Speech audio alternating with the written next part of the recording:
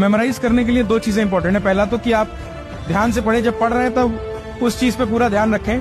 तो अगर मान लीजिए 5 मिनट पढ़ा और फिर 5 मिनट ध्यान भटक गया तो वो चीजें याद रख पाना मुश्किल होगा। और दूसरी चीज होती है बार बार रिवाइज करना।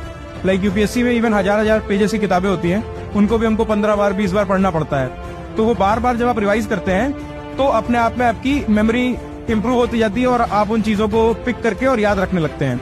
और एक थोड़ा स्ट्रेटेजी का भी तरीका होता है कि जैसे आप अपनी बुक मान लीजिए वाले वो शुरुआत में 1000 पन्ने की थी, लेकिन धीरे धीरे आप उसको कंप्रेस करते जाएं। किस प्रकार? आपको नई किताब लिखने की जरूरत नहीं है, उसी में पेंसिल से अंडरलाइन करें, फिर अगले रिवीजन में मान लीजिए पेन से गोला बना दिया इंपॉर्टेंट वर्ड्स या फ्रेजेस को, फिर अगले रिवीजन में हाईलाइटर चला दिया। तो इस तरह से आपकी जो बुक होती है वो कंसाइज होती जाती है। हर सब्सिक्वेंट रिवीजन के साथ आपको और कम कंटेंट पढ़ना पड़ता है।